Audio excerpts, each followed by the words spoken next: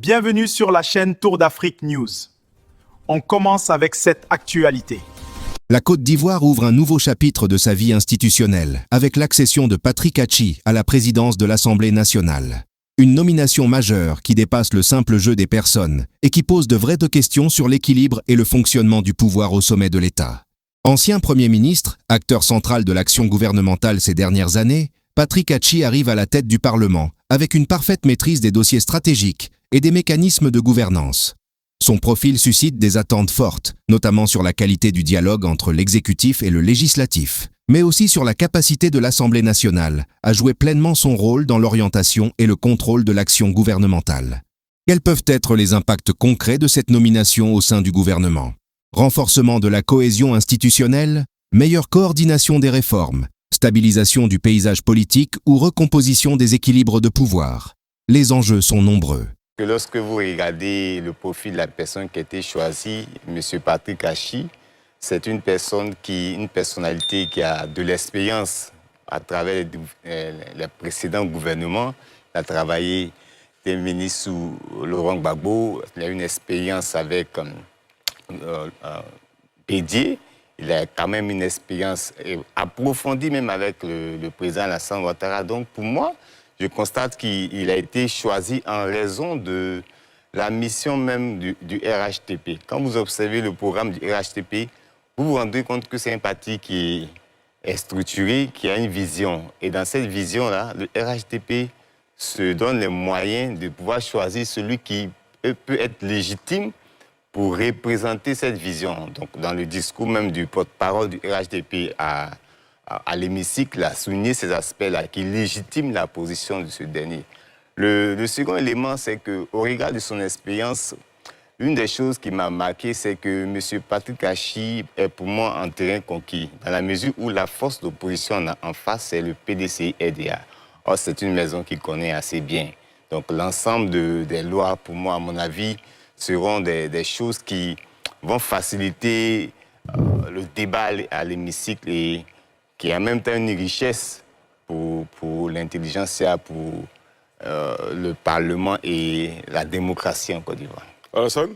Oui, un peu comme Dr Arthur Kamena Yobo, je pense aussi que ces deux dernières activités au Palais de l'Assemblée nationale ont réussi à nous démontrer que le RHDP est arrivé à un niveau d'organisation qui ne devrait pas surprendre, mais qui m'a un peu surpris parce que quand on voit que le président Adama Bictogo descend donc du perchoir, il y a beaucoup d'analyses qui se font, des gens qui disent que cela pourrait cacher, par exemple, une crise en interne. Et quand vous regardez, quand vous écoutez le premier discours de son successeur, le Pan Patrick Achi, il rend un hommage vibrant à Adama Bictogo. Et Adama Bictogo est présent. Encore aujourd'hui, on l'a vu, il était présent à cette première séance et il participe. Donc ça montre quelque part que les frictions dont on parle, en réalité, peuvent être simplement qu'un château construit sur du sable mouvant. En fait, ça ne cache rien de bien grand. Et donc, moi, ça m'a séduit. La deuxième chose qui me séduit, c'est que Patrick Achi, c'est un président totalement décomplexé et décontracté qu'on retrouve. Dans son premier discours, on voit tout de suite qu'il craint de créer cette bonne ambiance au Parlement. Il raconte une belle anecdote avec son grand-père qui ne voulait pas qu'on éternue, je crois, à la gauche. Et donc, ça crée une belle atmosphère, ça met une certaine convivialité entre lui et puis, voilà, ceux qu'il découvre, hein, parce qu'il n'y était pas, il ne siégeait pas, il ne l'a presque jamais fait ces dernières années. Il découvre des députés qu'il ne connaît pas dans le Parlement, mais des gens qu'il connaît dans le milieu politique. Et donc, je pense que ça va jouer fortement à sa faveur. Et pour finir, il place voilà, cette législature sur le sceau de la responsabilité. C'est-à-dire donc qu'on ne va pas avoir un Parlement dans lequel les débats seront vains. Ça sera des débats très constructifs, poussés toujours vers la recherche de ce qui est mieux pour les Ivoiriens. Et ça, honnêtement, ça m'a séduit. Alamine Fofana, c'est aussi votre avis? Oui, quelque part. Mais avant ça, il y a quelque chose aussi qui m'a interpellé sur le plan politico-institutionnel. La gouvernance se fait avec les hommes. et les hommes ont des sensibilités quant à leur vision, donc ce qui se manifeste généralement dans les partis politiques. Initialement, depuis l'avènement du Sénat, le président de la République a toujours fait l'effort de trouver un équilibre entre les présidents qui incarnent ces institutions dans la grande famille RHDP. Donc vous allez voir que le président Ahoussou Jano Kouadjo du PDCI était le chef de la Chambre haute, donc le Sénat. Et de l'autre côté, on avait Amadou Soumaro qui était le président de l'Assemblée nationale. Donc, à l'époque où le PDCI et le RHDP étaient encore ensemble. Oui. C'est ce que vous voulez dire? Oui, à l'époque. Soyez très précis. Mais malgré ça, parce que la rupture officielle 2018, mais après ça, 2019, malgré quand on arrive en 2019, Ahoussou Jano est encore président du Sénat, jusqu'à cette période-là. Donc, où voulez-vous en venir? On arrive à un niveau où Adama Bictogo prend les règnes de l'Assemblée nationale et de l'autre côté, on a une Kandja Camara qui prend les règnes du Sénat. Donc pour moi, le président Alassane Ouattara, il a toujours cette volonté aussi de pouvoir trouver un équilibre dans la grande famille PDCI. Donc pour moi aujourd'hui, le fait qu'un Patrick Achi soit président de l'Assemblée nationale, c'est quelque part une volonté du chef du RHDP de maintenir cet équilibre-là entre mouvance RDR et mouvance PDCI. Parce qu'affichant toujours cette volonté oufouettiste de rassembler la famille de la droite politique. La question que je vais vous poser, est-ce qu'aujourd'hui, en l'état actuel des choses, au sein du RHDP, vous pensez que ça existe encore, ces mouvances, RDR, PDCI, UDPCI? Ça existe d'autant plus que les hommes créent des affinités en fonction de la profondeur des épreuves qu'ils passent ensemble. Donc, quelqu'un avec qui j'ai par exemple passé la crise de 2010, là où l'autre était par exemple au PDCI, on n'a pas forcément la même proximité que l'autre. Et même souvent dans la gouvernance, il y a souvent des cadres qui se sentent un peu plus légitimes que d'autres, disant que nous sommes les militants des premières heures, c'est nous qui avons fait les beaux jours du RDR. Donc souvent, Patrick Achi, par exemple, officiellement, il vient au RHDP en 2019. Donc par rapport à certains cadres qui sont des membres fondateurs du RDR, de manière explicite ou bien tacite, ils peuvent avoir un complexe de supériorité ou d'infériorité en fonction de qui quitte ou qui fait quoi. Donc pour moi, la venue de M. Patrick Achi à la tête de l'Assemblée nationale, au-delà de tout ce qu'on peut dire, pour moi, il y a une réelle volonté du président de la République d'équilibrer cette balance-là entre les deux chambres du Parlement. Ça, c'est la première chose. La seconde chose, comme mes prédécesseurs l'ont dit, c'est un homme fortement expérimenté, président du Conseil national, président du Conseil régional depuis longtemps, ex-premier ministre, chef du gouvernement. Donc, il a certainement cette ossature institutionnelle et étatique pour pouvoir mener à bien les mandats. Vous voulez dire stature institutionnelle. Voilà, pour pouvoir mener à bien ce mandat. Maintenant, après, ça va dépendre aussi du caractère dynamique des autres députés, parce qu'après, il y a forcément des contraintes politiques.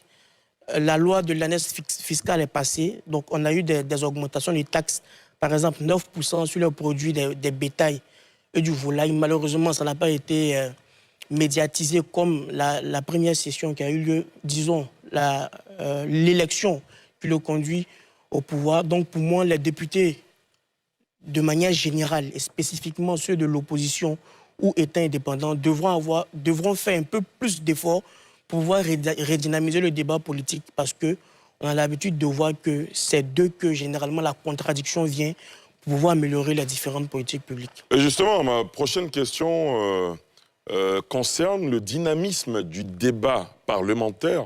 Alafi Wakili, quand on a un parti au pouvoir qui a plus de la majorité absolue à l'Assemblée nationale, est-ce qu'il y a des enjeux du point de vue justement de la pluralité des débats au sein de l'Assemblée nationale? Bon, oui, il y a des enjeux. C'est-à-dire que le Parlement, l'Assemblée nationale précédente avait 3 groupes parlementaires. Je pense que nous sommes partis peut-être aussi pour avoir 3 groupes parlementaires aujourd'hui, certainement avec à peu près la même architecture, mais le PDC a baissé à peu près de moitié et le RHDP s'est accru en nombre de députés, mais on pourrait toujours avoir 3 groupes parlementaires. Donc la pluralité peut exister. Il y a une tendance peut-être de députés indépendants qui ne seront pas peut-être Parce que opposés. pour certains, il y a un jeu quand l'opposition ou les groupes parlementaires en face du principal groupe parlementaire emmené par le parti au pouvoir arrivent à faire bloquer, par exemple, des projets de loi. Est-ce que quand le parti au pouvoir a la majorité absolue, est-ce qu'on peut faire bloquer? Oui, même la majorité relative suffit.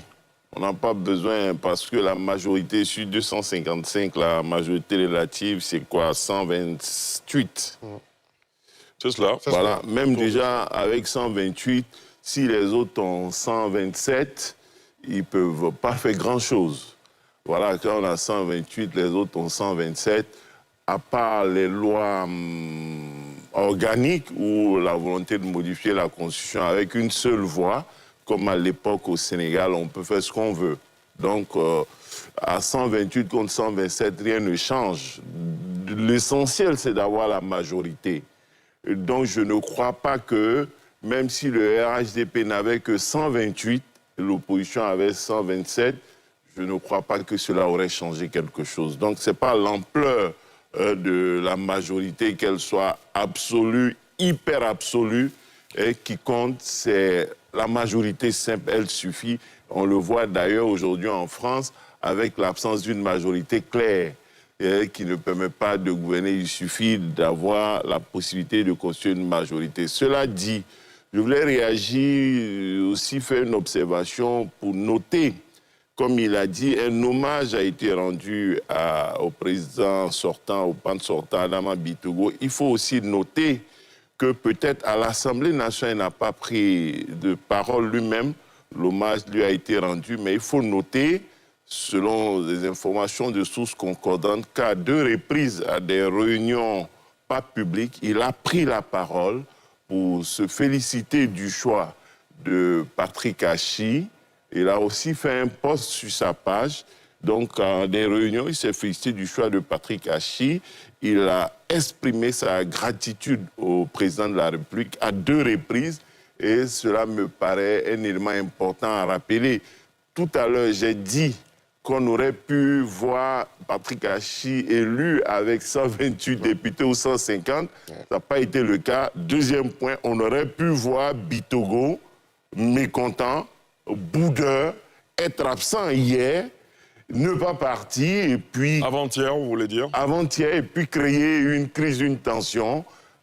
Si on Ou ne pas être présent même aujourd'hui? Voilà, si on voulait donner écho au point de vue dont a parlé Alassane pour dire que ce n'est pas évident. Bien entendu, ce genre de choses peut toujours créer des mécontentements, des interrogations, mais il ne faut pas oublier que le PAN Achi Patrick était un ex-PM et qu'il y a à peu près 2 ans, il était dans une posture de quitter la primature. Voici que 2 ans après, pratiquement, il est PAN. Donc, il peut arriver qu'on cesse d'être Premier ministre et qu'on devienne un jour PAN. Il peut aussi qu'on cesse d'être PAN pour autre chose. Et quelqu'un qui a dit on peut quitter la prison pour le palais présidentiel comme quitter le palais présidentiel pour la prison. On peut quitter le poste de PAN pour autre chose, on peut quitter le poste de Premier ministre pour autre chose. Je tenais à souligner ça.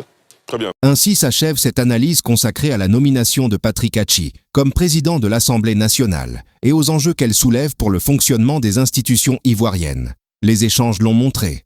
Cette décision pourrait marquer un tournant dans les relations entre le gouvernement et le Parlement, avec des effets durables sur la gouvernance et la conduite des réformes. Reste désormais à voir comment Patrick Achi exercera cette responsabilité et quelle empreinte il laissera à la tête de l'Assemblée nationale dans les mois à venir. Merci d'avoir suivi cette émission. Si ce débat vous a intéressé, abonnez-vous, likez la vidéo et partagez votre point de vue en commentaire. On se retrouve très bientôt pour une nouvelle analyse de l'actualité politique.